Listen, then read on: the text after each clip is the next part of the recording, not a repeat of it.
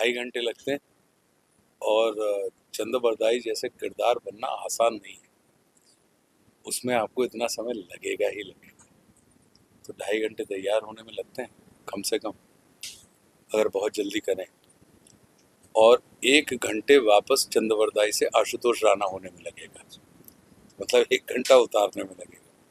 और निश्चित रूप से आसान तो नहीं होता, क्योंकि ये एयर टाइट है पूरा, आप जो देख रहे हैं। तो जब यहाँ से उतरेगा तो बहुत सारा पानी आपको, जो पसीना होता है, तो ये इस बात का प्रमाण होता है कि हम अभिनेताओं की कमाई पसीने की कमाई होती है। ये पसीना देख के मुझे इस चीज़ का की अनुभूति हो जाती है। तो कठिन है, लेकिन ये हमारे लिए बड़ा रोचक और आनंद का विषय है कि 4 जून से सम्राट पृथ्वीराज चौहान, ये हम सब के बुजुर्ग हैं, कहीं ना कहीं हम सब वासियों के, तो अपने बुजुर्गों की दास्तान अपने लोगों से अपने माध्यम से कहने का अपना एक सुख होता है। तो बस उसी सुख का आनंद मैं ले रहा हूँ। सर, जिस तरीके से हमने देखा कि आप छावा में सर सेनापति विक्रांत की भूमिका कर रहे थे, उसमें भी पीरियोडिक एक कैरेक्टर है।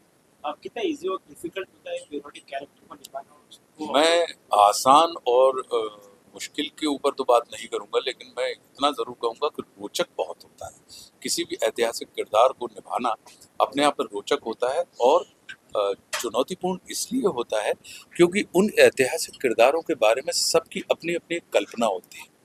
और उन सभी दर्शकों की कल्पनाओं के साथ आप जो अभिनीत कर रहे हैं, आपकी कल्पना का मिलाप अगर हो जाता है तो फिर आपको सराहना मिलती है, और अगर मिलाप नहीं होता है तो फिर कहीं ना कहीं आपको सराहना से आप वंचित रहते हैं।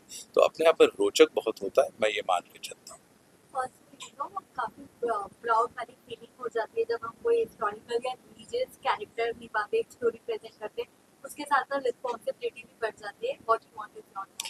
देखिए, मेरा अपना ये मानना है कि निश्चित रूप से जिम्मेदारी का काम होता है, आनंद का विषय होता है। आनंद का विषय इसलिए होता है कि जब भी कभी आप युग पुरुषों की कोई दास्तान कहते हैं, हमारी और आपकी कहानी हमारे जाने के 4 दिन बाद भी लोगों को याद नहीं रहेगी।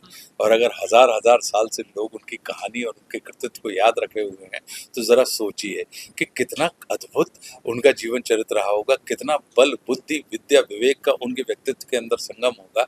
तो ऐसे किरदारों को एक अपने भाव जगत में लेके आना और प्रस्तुत करना अपने आप में आपके और हमारे अंदर आनंद का संचार करने का विषय होता है। और चूंकि ये इतने महत्वपूर्ण और इतने विलक्षण व्यक्तित्व रहे हैं, इसलिए उनको अभिनीत करते समय कहीं ना कहीं हमें निश्चित रूप से उतना ही सजग, उतना ही जिम्मेदार और उतना ही ईमानदार होना चाहिए। अगर ये योग हो जाता है तो फिर ये हमारे आपके सबके जीवन में सोने में सुहागा का काम करता है।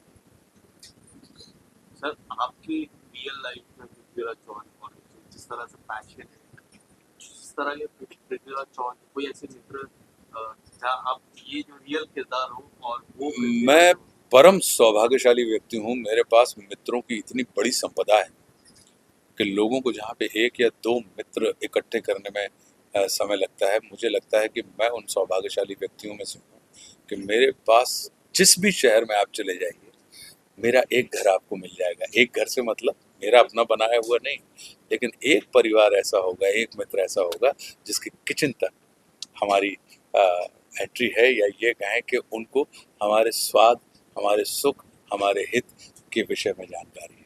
तो मैं अपने आप को बड़ा सौभाग्यशाली मानता हूँ कि ऐसा बहुत कृपा से ही होता है, कि आपके कृतित्व से नहीं होता। सर, ऐसे किरदार सिर्फ भाषा तक सीमित नहीं होते या फिर डायलॉग तक सीमित नहीं होते, बट उस तरीके का फिजिक्स भी सारे कैरेक्टरों को जरूरी होता है।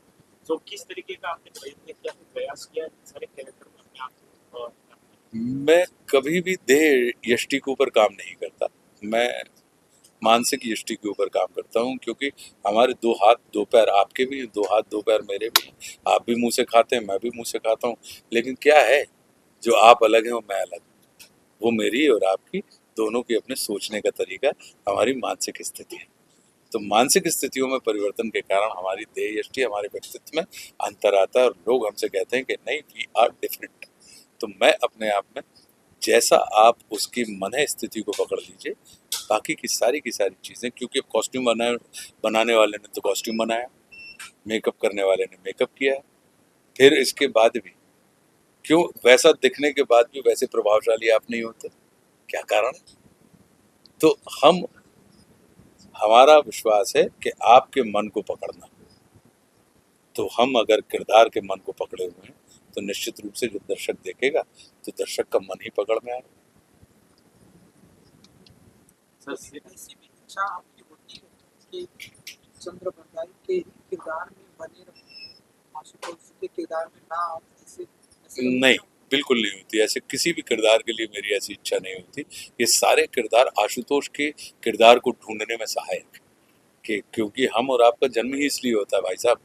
हम विस्मृति को स्मृति में रूपांतरित करने के लिए आते हैं।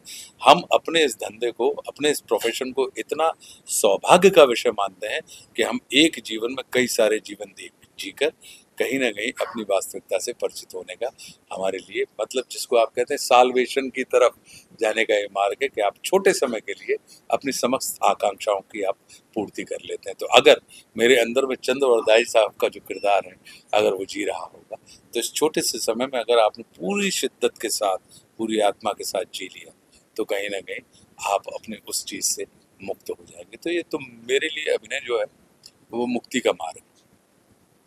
सिनेमा घर में भी एक पृथ्वीराज आए एक ही दो दौरान टेलीविजन में पृथ्वीराज, दोनों में स्क्रिप्ट वाइज, क्योंकि आप दोनों के विषय में स्क्रिप्ट वाइज, एक्टिंग वाइज या फिर नरेशन जो टाइम लगता है, क्या अंतर आपको लगा?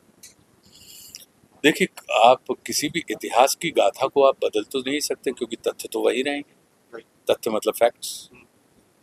उनके कहने के तरीके में निश्चित रूप से कुछ ना कुछ आपको परिवर्तन करना पड़ता है माध्यमों के कारण से।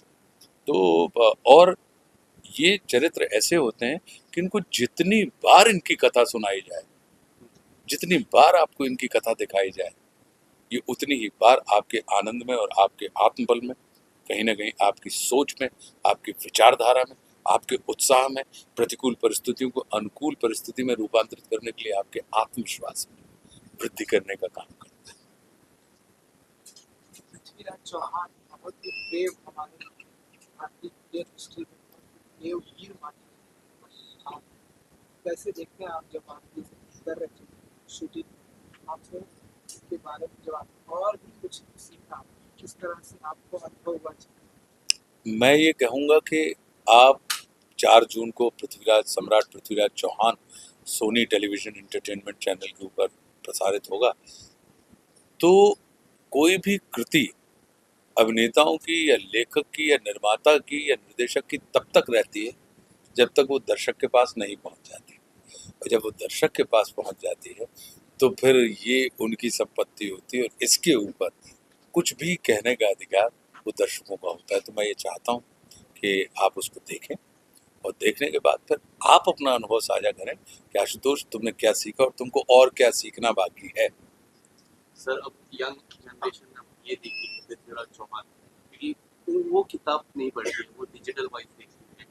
तो ये जब आप सोचते हो कि यंग जनरेशन मुझे अब तो देखेगी एंड वो पृथ्वीराज चौहान जी के बारे में मैं जिस तरह से घरों में पता चलेगा, तो ये थोड़ा सा आपके पास डिफिकल्ट रहता है कि यार डिजिटल वाइज ये देखने पड़ेगी, क्योंकि किताबों में आप लोग नहीं देखते हैं क्योंकि सोशल मीडिया का जमाना है।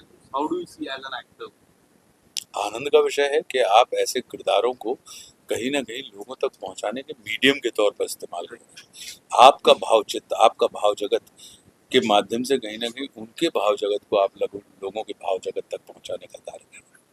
ये आनंद का विषय होता है। लेकिन मैं ये निश्चित रूप से चाहूंगा कि आशुतोष की सीमा हो सकती है लेकिन इन चरित्रों की सीमा नहीं। तो आशुतोष की सीमा की दृष्टि से उन चरित्रों की सीमा का आकलन मत कीजिएगा। ये असीम किरदार है, तभी 800-900 साल तक जैसे इनकी दास्तान हम तक और आप तक पहुंच रही है और आगे भी पहुंचती रहेगी। Sorry, last question. राजपथ की कविताएं आपने कंठस्थ कर ली होगी इसके दौरान? एक इंटरव्यू में सब नहीं बताऊंगा।